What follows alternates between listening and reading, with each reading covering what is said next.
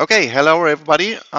We have started with the content of this lecture last time, and especially we are dealing right now with the so-called Ricardo model, and this model is about comparative advantage. And I wrote just here also, maybe this is an argument against Donald Trump, who is starting a trade war right now in the world, or has already started a trade war in the world, because this is still one of the main arguments why the situation of free trade is in the end, in general, for everybody better, and that there do not have to be, like he is arguing, that there are always winners and losers. So this model is an argumentation that if you open your borders and you allow for free trade, that in general you create a classical win-win situation, that everybody is profiting from this. Well, and this is, as I said, about comparative advantage, and this is somehow a little bit tricky because at first it seems simple, but if you then really look deeper in it, then you find that it is not that simple. And here I also quoted this famous statement of Paul Samuelson, one of the most famous economists in the world, who, well, also then said, it is maybe mathematically easy, but to take this argument, what is behind, is not that easy because, and this I already pointed out, in general, we are arguing about who can who can produce something better than the other. Then we are arguing in so-called absolute cost advantages. And if we are talking about cost advantages, then in general we are measuring the production costs of every good in the same unit. And in the end, then we can say in general, well, always we have to work, and therefore we can more or less say in order to produce some good, we need some amount of time. Let's say I have to use 3 hours of work in order to produce a chair or something like this. So please keep in mind that every good is measured in the same unit. And if we go then to the comparative advantage, then this means that the producer has so-called lower opportunity costs in the production. And there we talked about this general concept of opportunity cost. That opportunity cost means, in general, we always have to decide what we are doing today. Today, for example, you are sitting here in the lecture hall or at home in front of your screen. And of course, there is the alternative to go to the beach, to have some lunch or something else. And so what we then say, the cost of sitting here following this lecture is not doing something else and, so to speak, not doing your best alternative, which you are not doing. And then if we take this simple model of Ricardo, where we say we have two goods we are producing, we have only one production factor, in general time, then we can say when we are producing one good using some part of our resource time, then in this time we cannot produce the other good. And this then means we are measuring good A in units of B, because if we produce good A, then, for example, maybe due to the production technology, we cannot produce 2 units of B. And on the other hand, we measure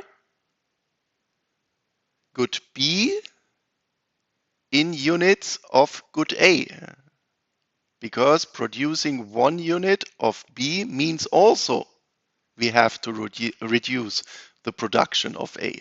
So this is then a relative measure. So here, please keep in mind, we are measuring the units in different goods,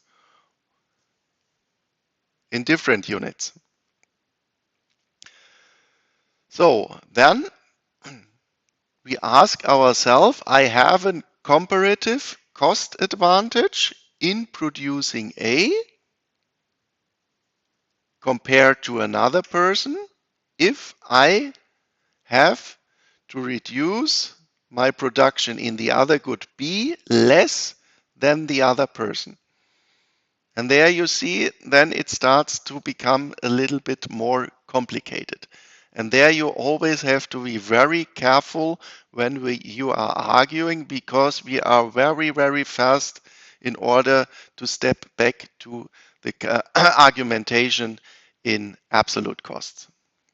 Okay, but in hopefully to more clarify this model, we will then go to a little example. And there we say, okay,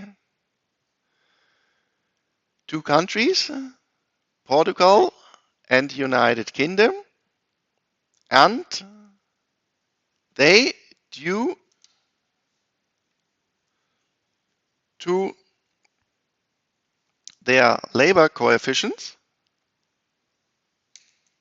and labor coefficient was labor input versus output. So what this table then means is that we assume that for 1 liter of wine, Portugal needs 5 hours of work. And to produce 1 cloth, Portugal needs 1 hour of work. And UK, 3 hours of work for wine and 2 hours of work for clothes. Well, you already see, maybe you have talked about this also in school. Sometimes it's done. I just interchanged the role of the 2 countries compared to the famous example which Ricardo chose by itself. Because then he argued in the 19th century, well, look at Portugal and at UK. UK as the first industrialized country in the world. Mechanically, they could, of course, produce clothes much better than other countries, and Portugal, a very warm country, their wine you can in general produce better, but here due to the labor coefficients I just interchanged the role so that you do not just say, well, I already know it and I already know the result. So then looking at this labor input coefficients, who has an absolute value, an absolute advantage in producing wine, argued in absolute terms.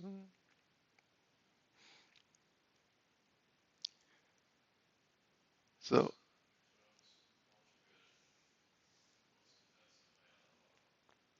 but this is the labor input coefficient. So I need 5 hours to produce 1 liter. So who can do it better? This I just said that I interchanged the role. Yeah. It is not the quantity what is written down here, but the labor coefficients. Yeah. Okay. So UK with AU wine equals 3 is lower than APV equals 5 has an absolute advantage in producing wine. And due to the numbers, I need only 1 hour in Portugal and 2 hours in the UK in order to produce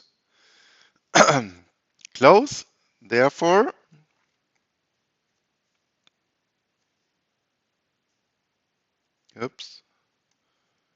Portugal APC equals 1 is lower than AUC equals 2, and this means UK, and here Portugal has an absolute advantage in producing clothes.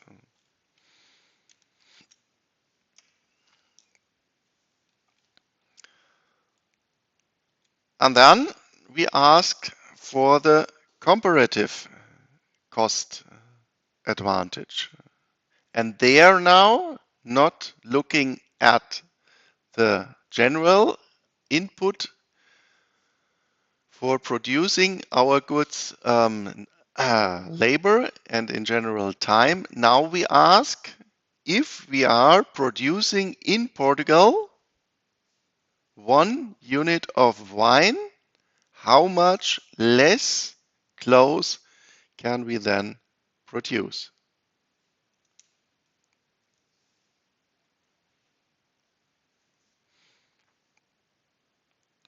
So let's start here for Portugal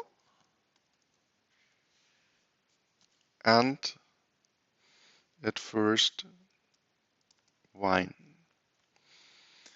What are the opportunity costs in producing wine?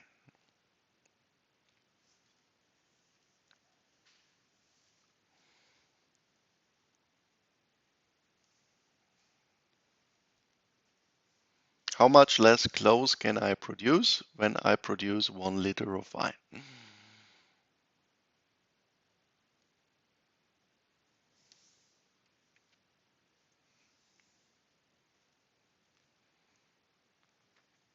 Yeah, answer? Also in the internet, 5. Yes, because I need 5 hours. So for this, or one, not 1 liter, maybe, yeah, large bottle or anything else, then I cannot produce 5 clothes. So producing 1 liter wine means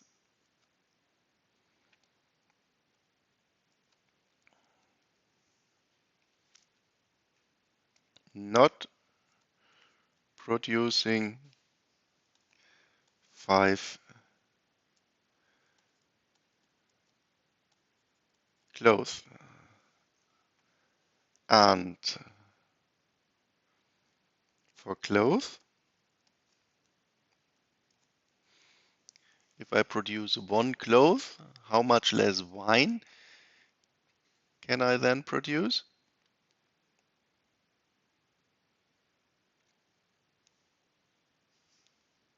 Yep, yep. What? How much? If I produce 1 cloth, how much less wine? 1. I need 1 hour for producing 1 cloth. and I need 5 hours, so it is 1 over 5, yeah?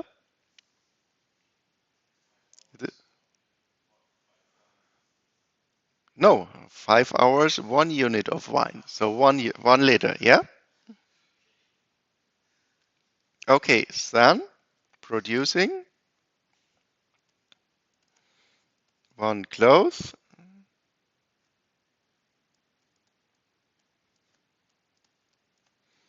means not producing 1 over 5 liters wine. And for UK,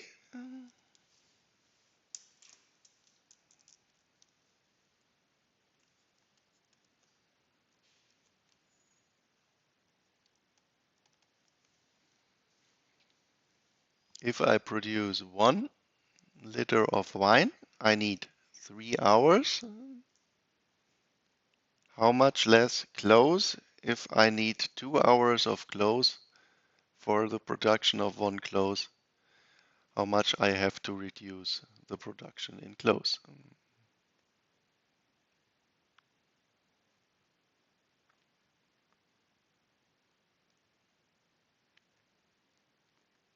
Hmm? Well, I need 3 hours. In 3 hours, I can produce 1.5 clothes. 3 over 2. Yeah? Producing 1 liter wine means not producing 3 over 2 clothes. And the other way around, then I have just to take the inverse. Producing 1 cloth means not producing 2/3 liter wine. So, and this then means,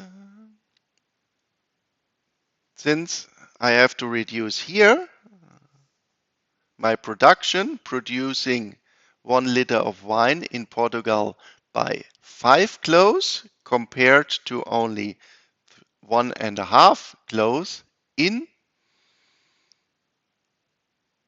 the UK. Therefore, the UK have a comparative cost advantage in producing wine. So, since 3 over 2, this is UK,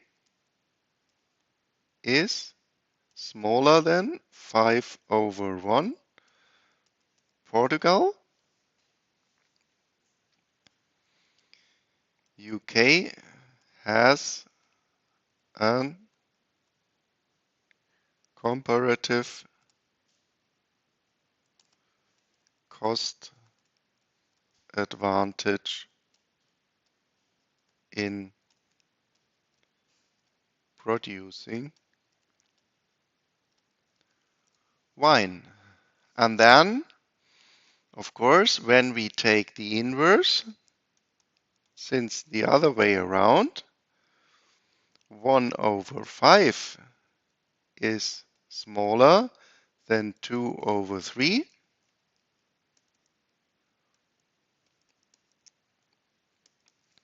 Portugal has a comparative cost advantage in producing clothes.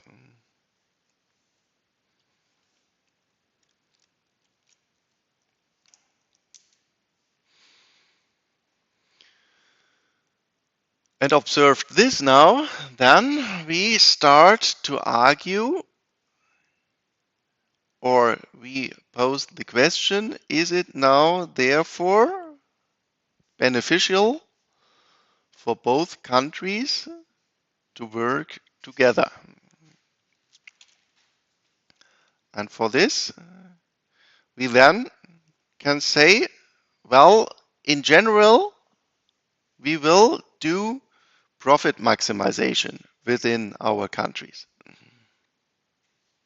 And at first, we look at the situation under autarky, so everybody is working for its own. So in general, profit is revenue minus costs. So P times Y is output,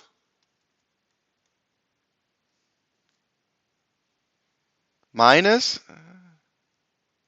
V times L is labor input, and W is wages.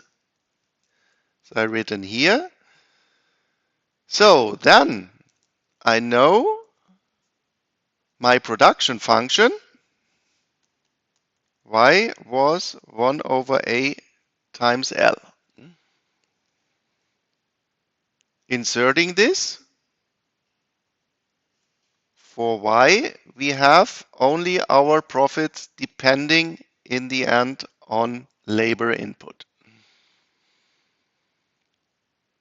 And then optimization means taking the first derivative. These are all linear functions, so only we are left with the constants.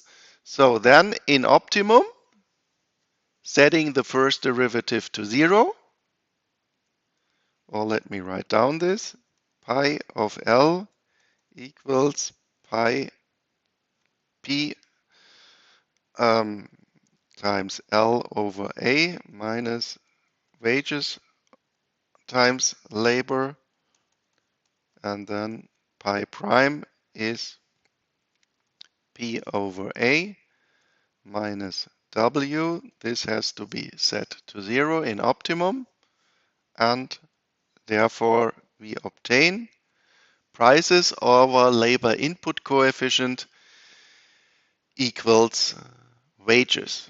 Well, this is the general condition which we obtain, that the marginal value product equals just the factor price.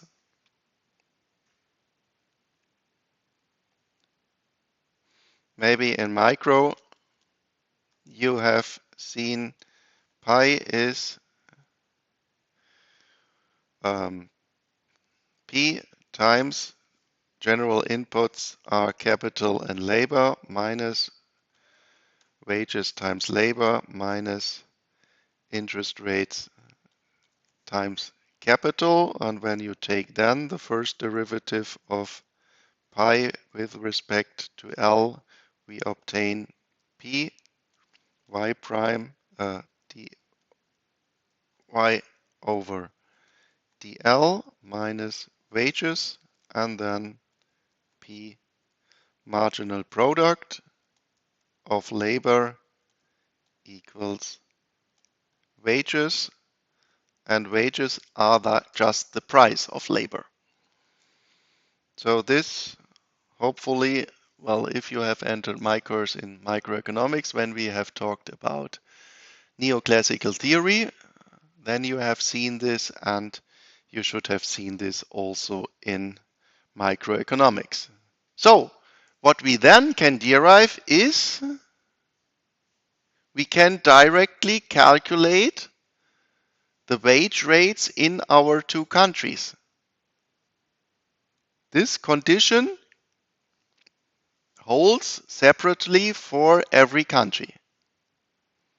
So the wage in Portugal in the wine sector is price of wine in Portugal over the labor coefficient of wine in Portugal. The same for clothes. Well, and then we can say we had made also a very strong um, assumption. Where it was here, that labor is completely flexible within your sectors in your country.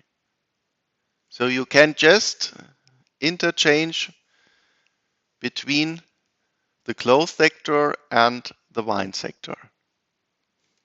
So, and then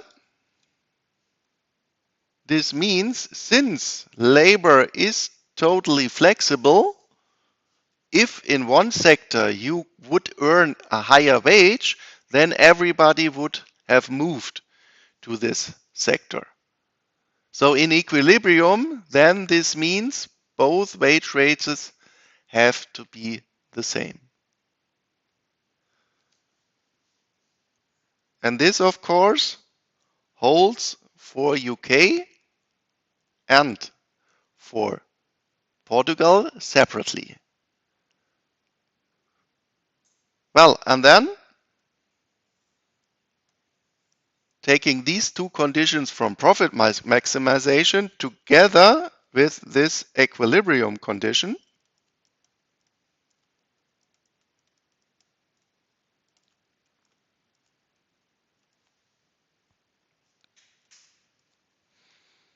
we obtain prices over labor coefficient equals wages equals the wage in the other sector equals prices in the other sector over labor coefficients in the other sector. And then putting this A up here and, oh, the other way around, sorry. I did it the other way around, but it doesn't matter.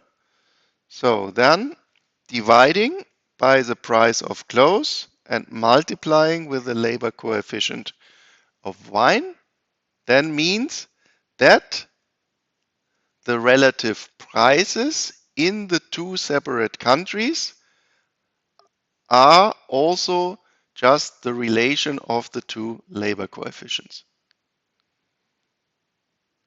So the price for wine in Portugal is not very surprising, not a very big surprise, 5 times higher than the price of clothes. Well, the reason is I need 5 times more work, more hours than for the production of clothes. And the same calculation, of course, we can do for the UK.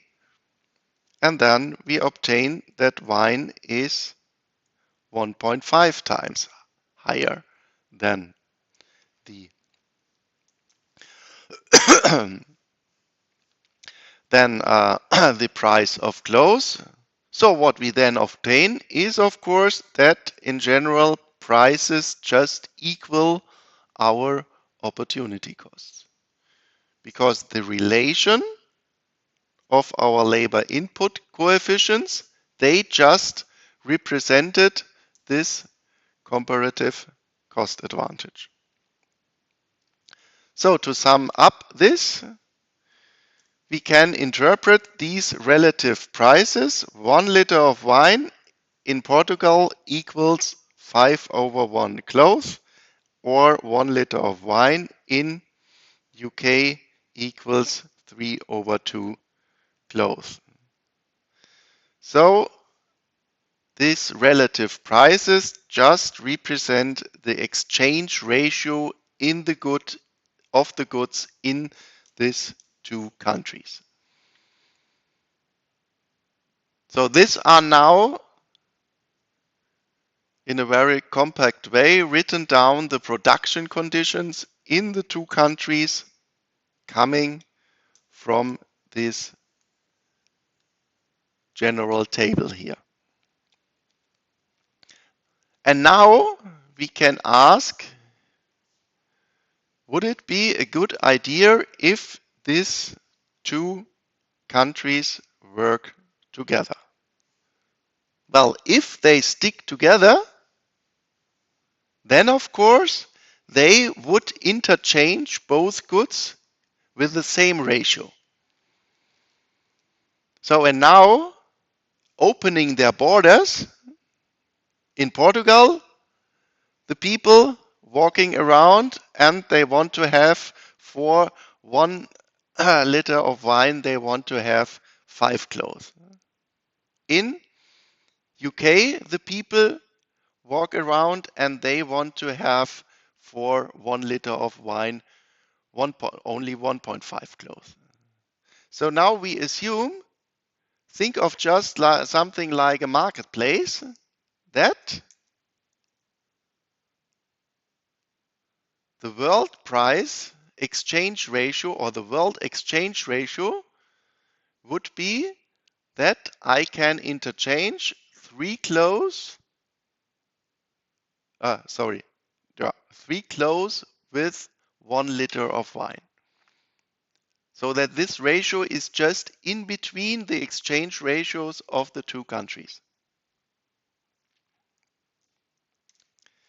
So, and now think we have specialized due to our comparative cost advantage. Let's have a look again.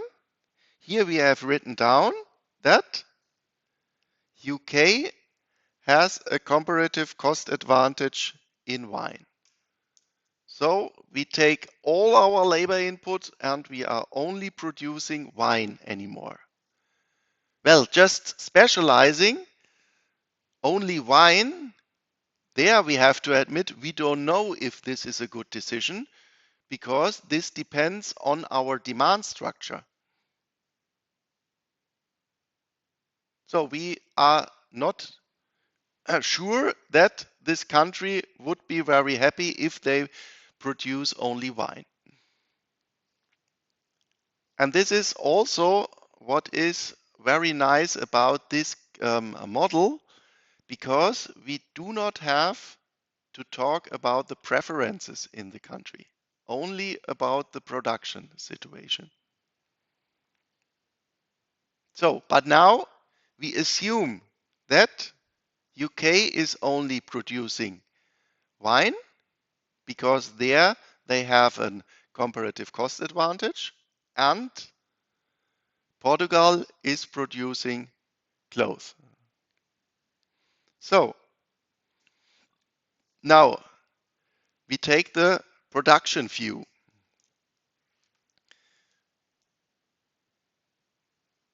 Let's write this down here. Also due to comparative cost advantages, Portugal is producing wine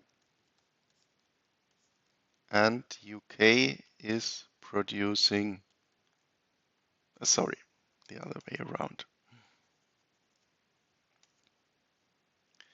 is producing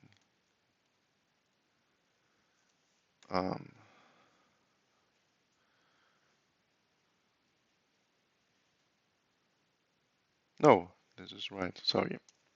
So you see, this is the difficulty of this.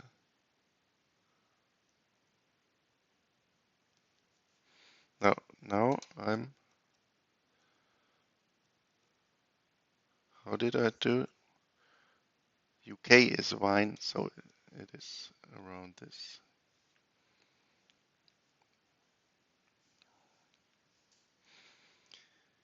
Is producing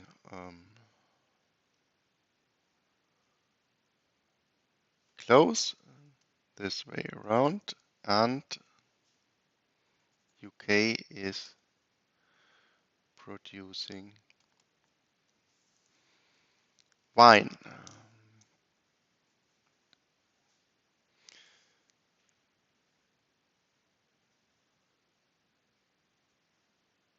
So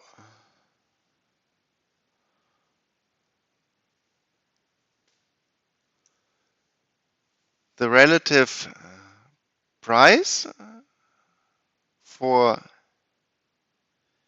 UK producing clothes is 3/2.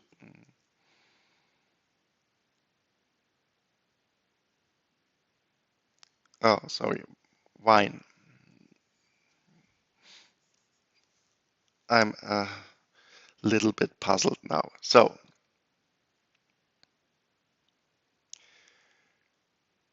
I want to have at least 1.5 close for wine, and the world price is 3.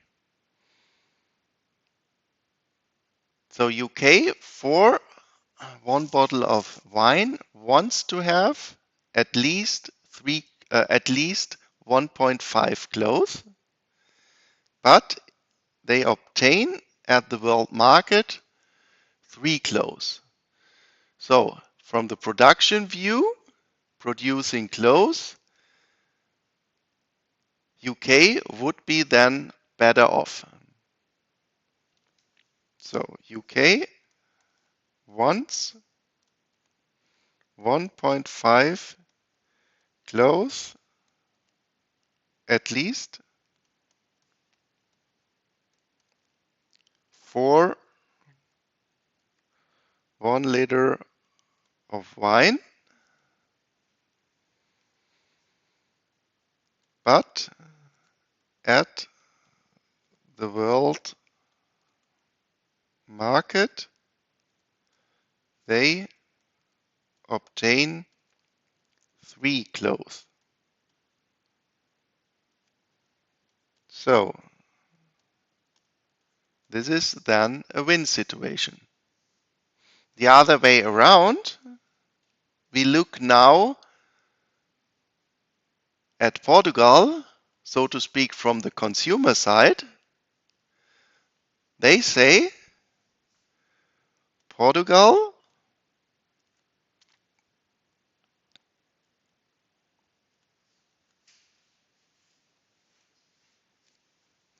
is able to pay for 1 liter wine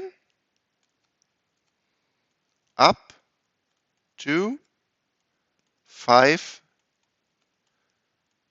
close. But at the world market, they only have to pay 3 close.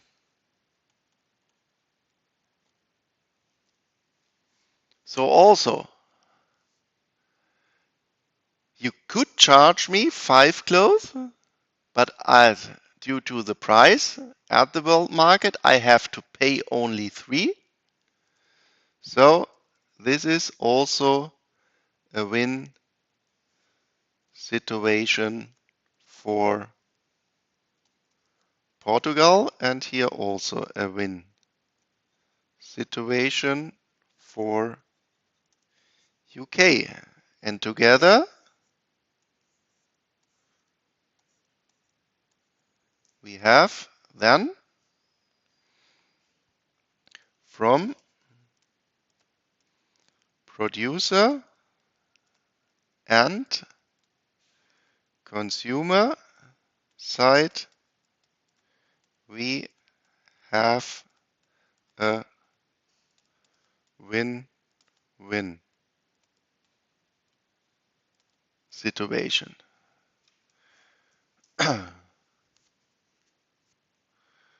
Both sides will be better off now not to have to interchange the goods for their relative own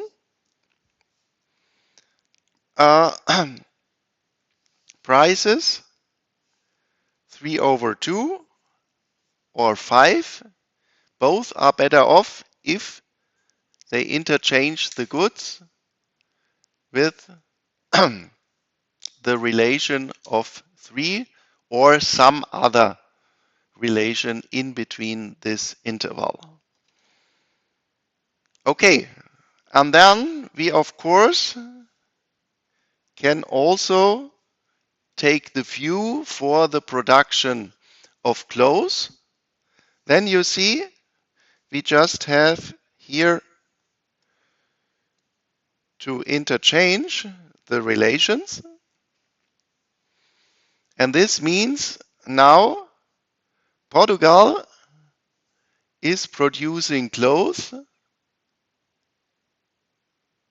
and they want to have at least 1/5 liters of wine, but they obtain 1/3 liters of wine. So from this now, from the production side in Portugal, they are also better off, and UK is able to pay up to 2/3 clothes for 1 liter of wine, but they only have to pay 1/3. 2/3 is also larger than 1/3, and therefore they are also better off. So overall, if countries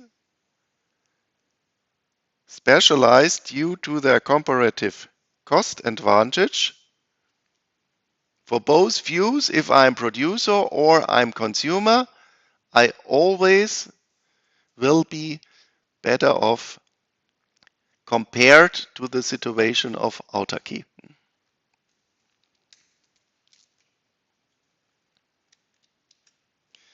So, but now here we have a situation where we could have also argued due to the absolute cost advantage that we could say, well, we also see already that due to the absolute cost advantage, we have to take less time for the production of clothes in Portugal compared to the UK. I will do now also an example where we have the situation that one country or one trading partner has an absolute advantage in the production in both goods.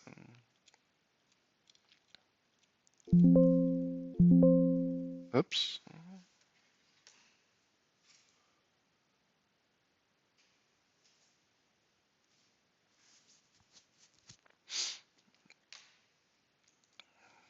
And for this,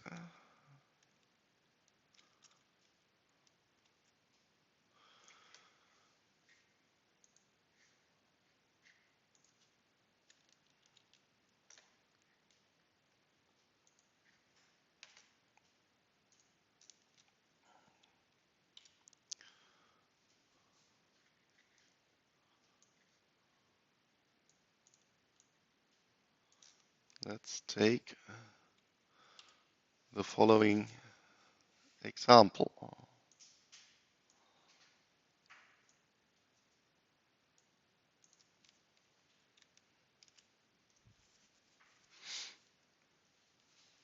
So let's say at first blue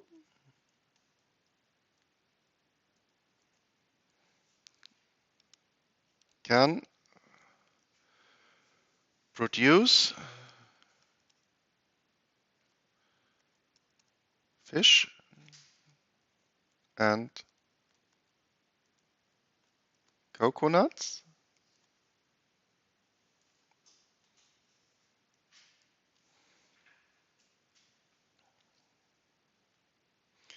and 6 fish and 0 coconuts, or 4 and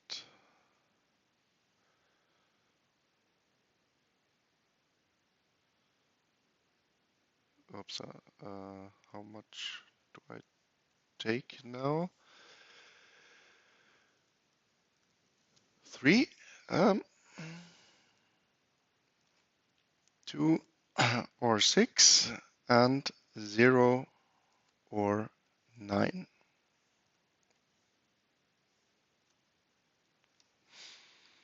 So I have in one day, or let's take here red, in one day,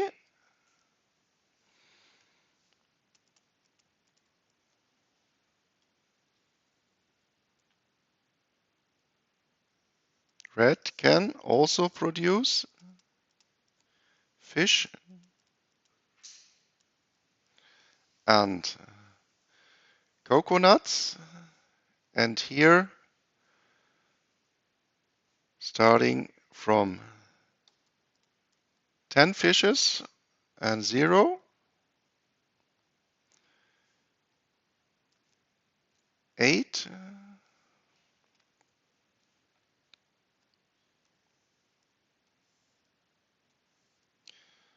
6, 4,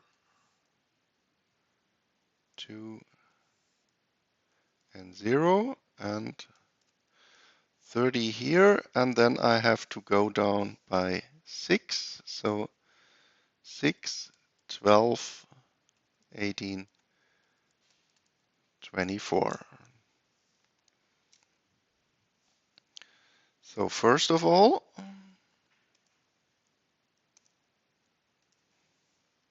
who has an absolute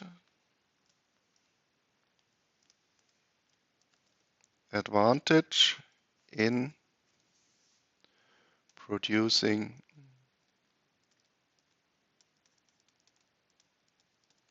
fish?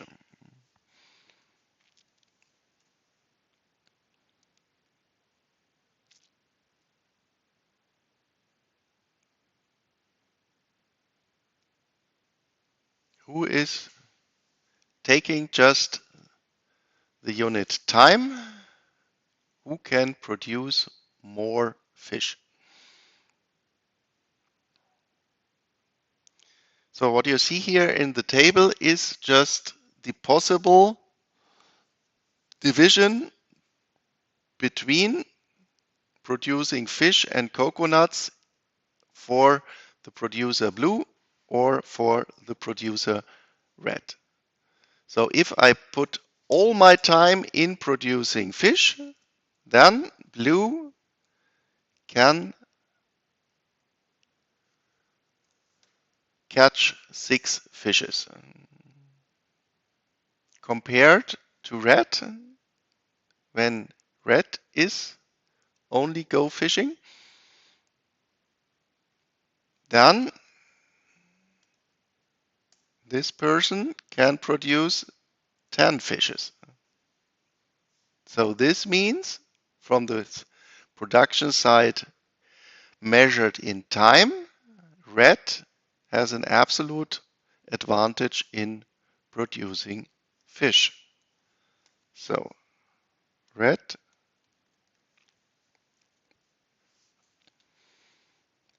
has an absolute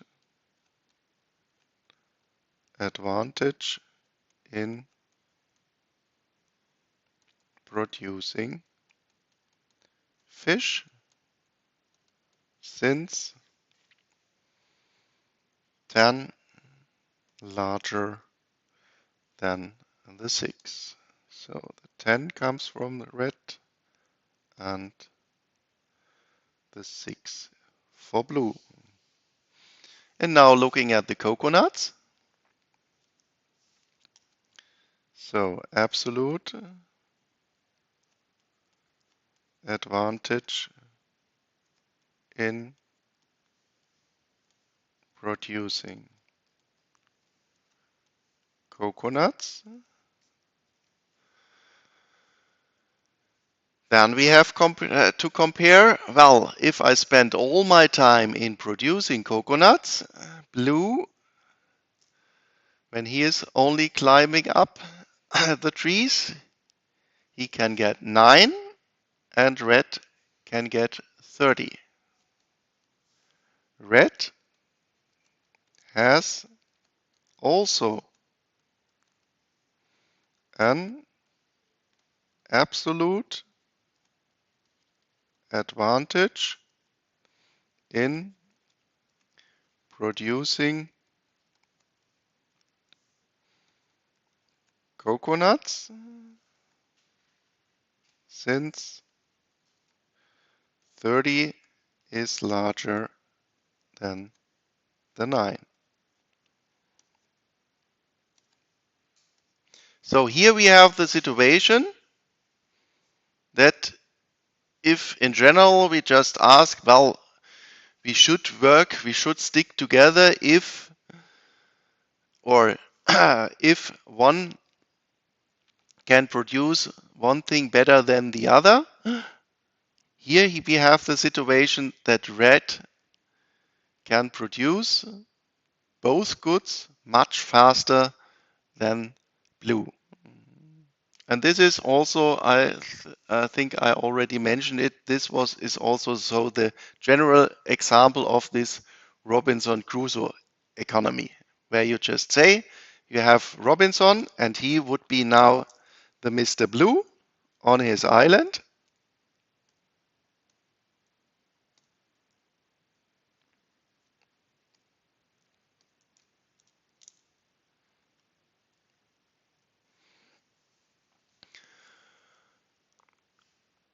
And then Friday is coming, and well, he grew up in the South Sea, and of course, he would be much better in fishing and in climbing up the tree.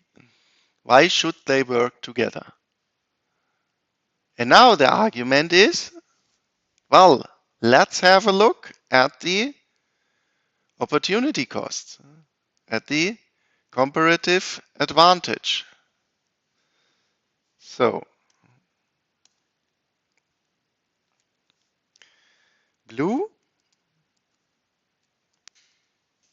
has to reduce the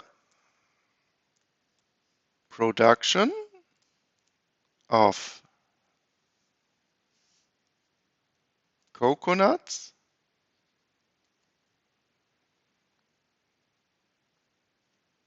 by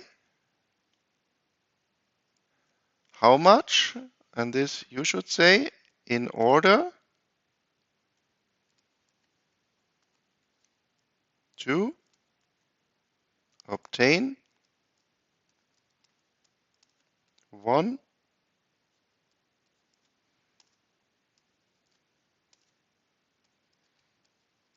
more fish. If I want to increase from 0 production to 1, then I have to go down from 9 to 7.5 in the production of coconuts. Okay? Because if I increase by 2, then I have to reduce here by 3. So this would be 3 over 2. The other way around, so to speak, blue costs the production of 1 coconut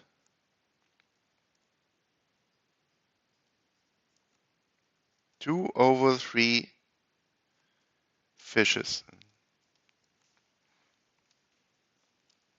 And let's go to red.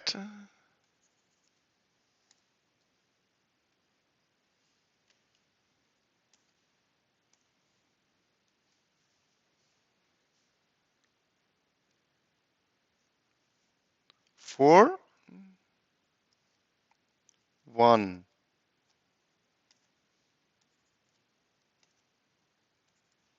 fish,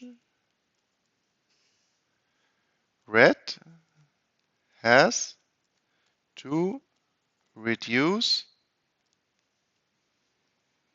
the production of coconuts by how much? Now, coming here from the 0 to 1, I have to go down from the 30 to 27.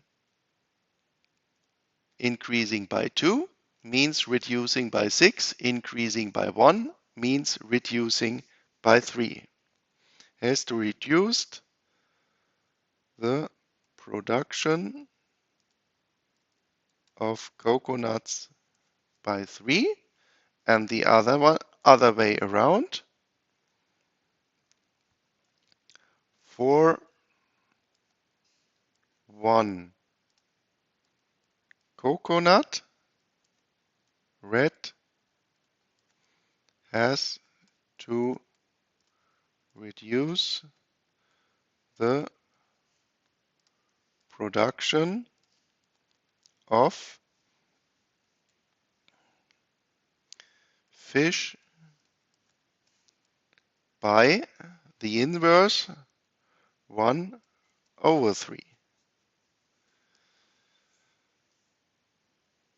So this together then means blue has to reduce his production in coconuts 3 over 2 by less compared to red, because he has to reduce it by 3. So blue has an comparative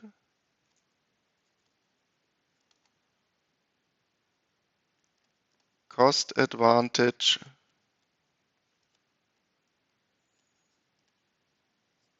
in producing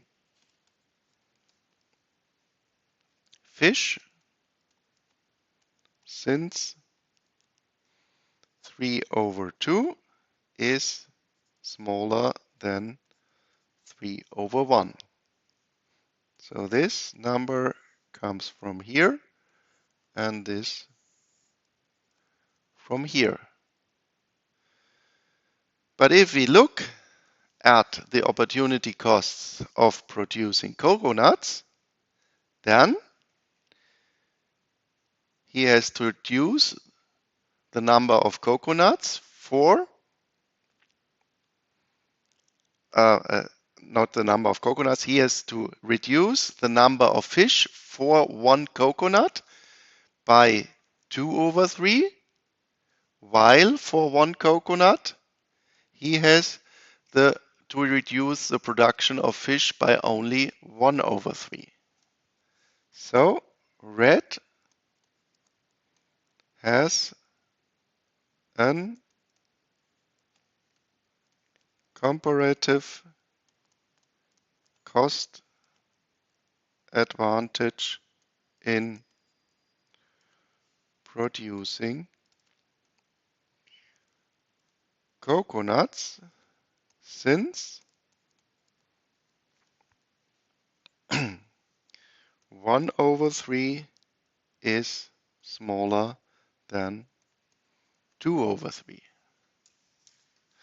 Well, and then we could start the same argumentation as before with the example of wine and clothes. We could then there argue also we create this win-win situation. But I will show you now also another concept where we can graphically analyze this situation.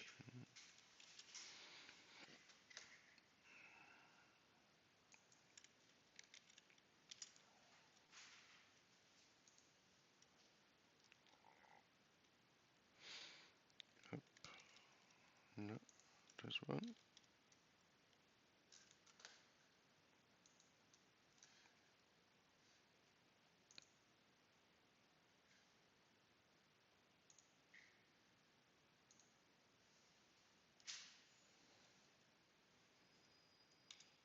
Yes, this works.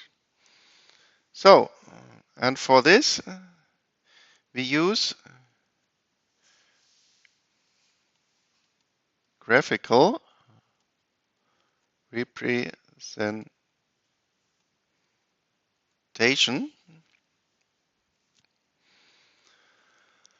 And for this, we use the so-called production possibility frontier or the transformation curve.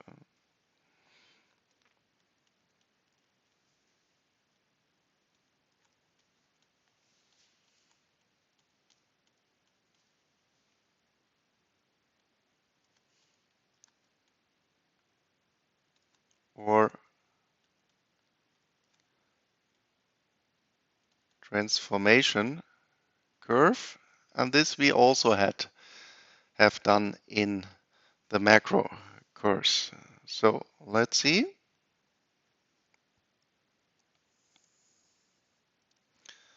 Let's take here fish and here coconuts.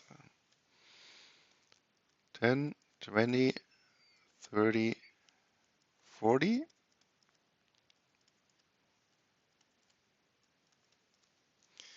And here we take 5, 10, 15, 20.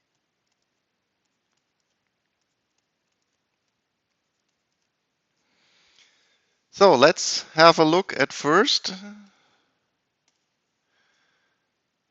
at blue.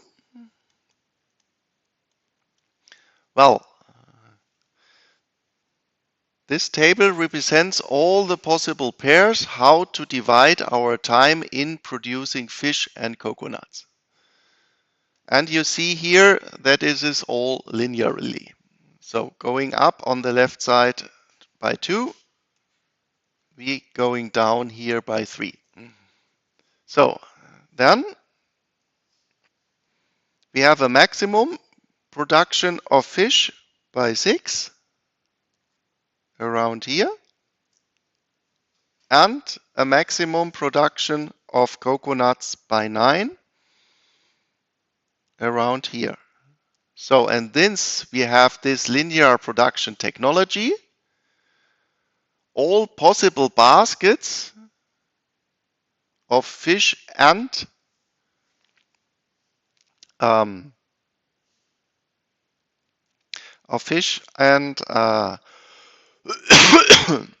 coconuts then have to lie on the line between these two maximum points. From production theory in microeconomics, how do you call such a production situation when the so-called isoquant is a linear line? Then your two goods are, remember, with the input factors, capital labor, you had such isoquants or linear isoquants or something in between. And this one, this represented perfect substitutes.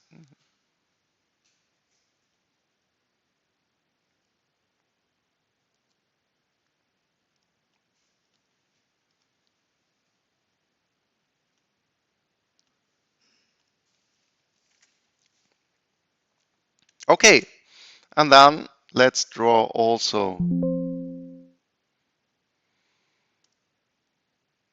the red production possibility. Here we have our 30 and we have our 10. So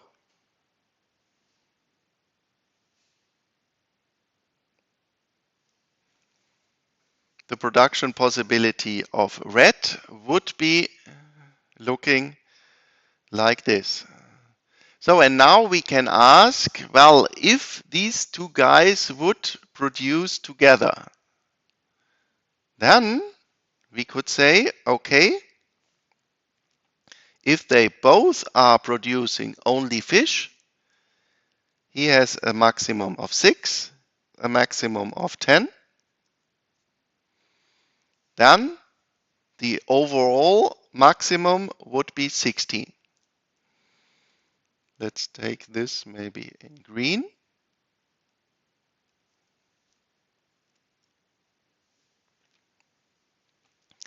And if they produce only coconuts, then we have the 30 and the 9. So 39.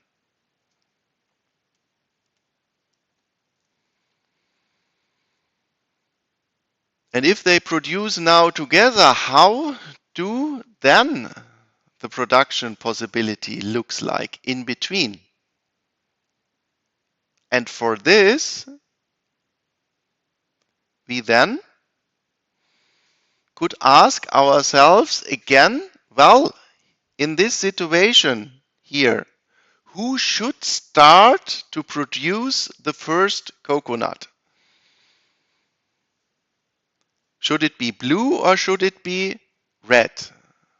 Well, we have already answered this question. The other slide here, because we found that red has to reduce for the first coconut its production by less fish, only 1/3, compared to blue. So at this point here, then red should start to produce the coconuts. And this would then mean that we just move up the red transformation curve. So we would then in parallel could produce coconut as long as possible until we are at our maximum of 30. And then we are still at a production level of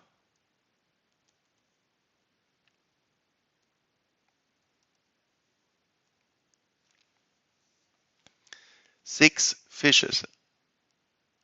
Because now, if we now want more coconuts, then since we are already at the maximum production level of red, blue has to step in. And therefore, then we just put on this part the blue production function. So this would then mean vertically we have to move the blue one.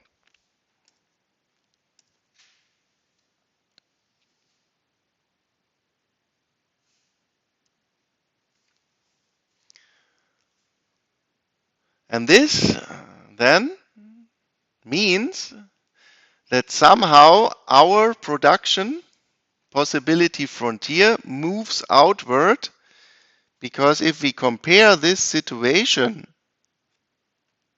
with just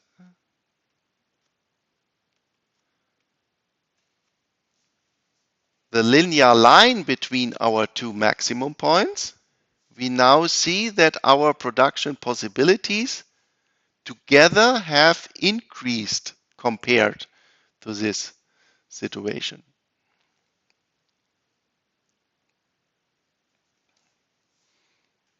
And in general,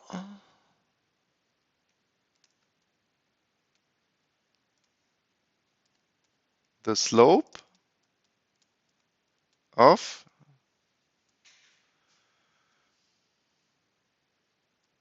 the transformation curves represents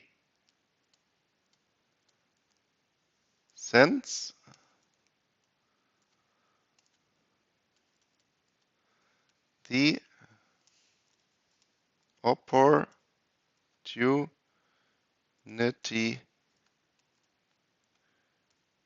costs for red and blue.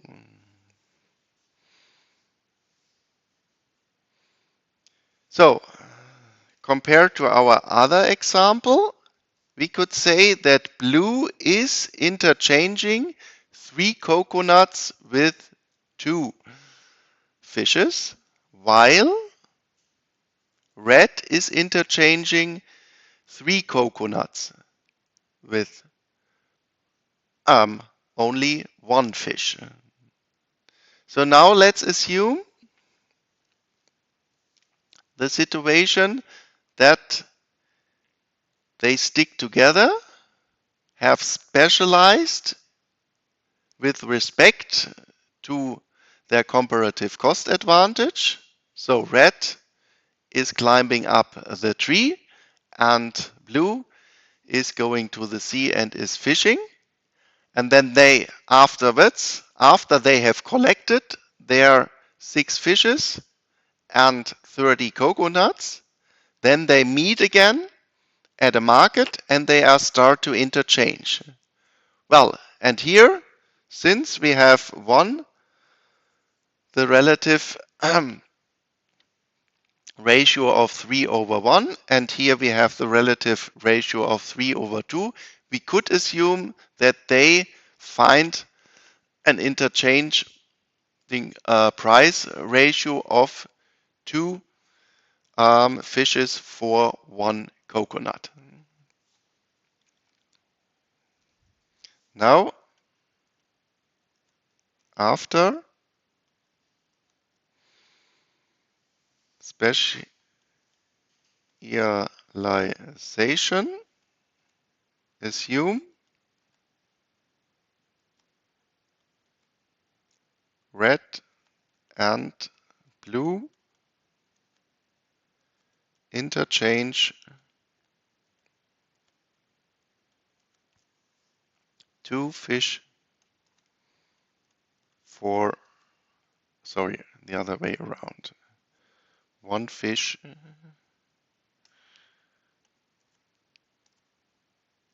for 2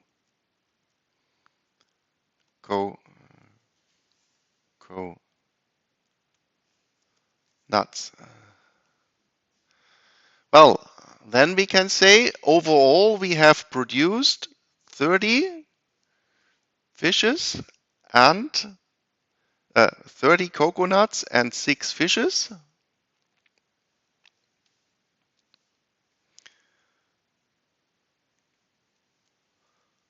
Overall,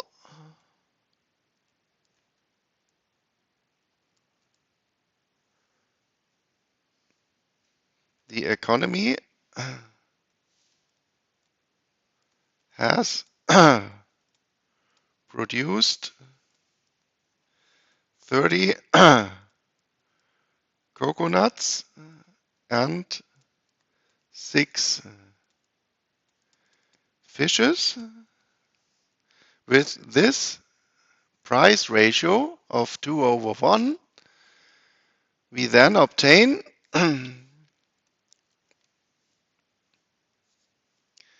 measured in fishes the production or the overall production is worth 30 coconuts. The value of a one coconut is 2 fishes times 2 plus our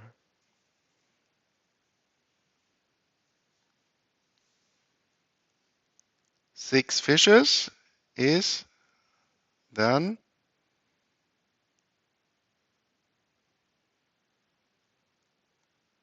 66, or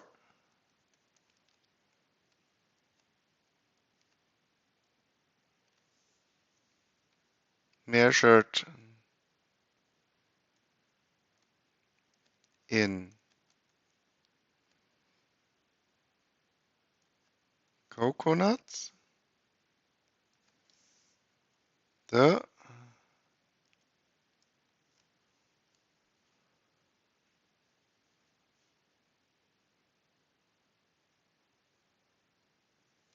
production is worth 30 plus 6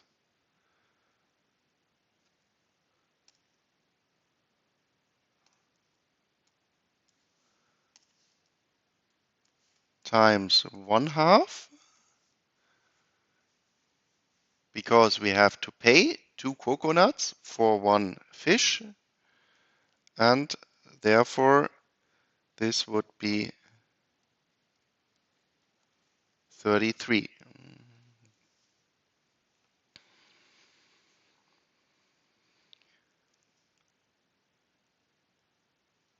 And for this, we then could say that by specialization and after that, trading with a price ratio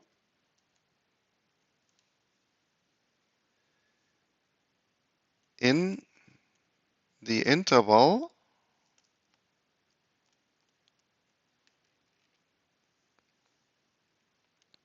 of the single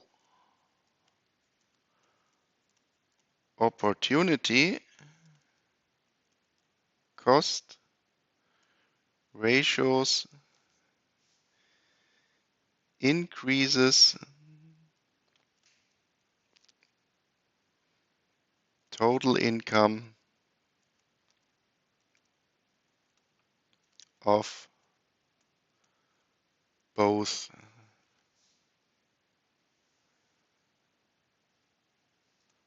partners.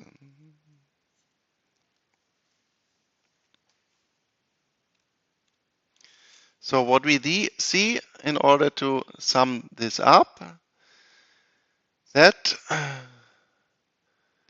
this graphical representation here shows that if they stick together, due to this part here, that the overall production possibility frontier, the overall transformation curve,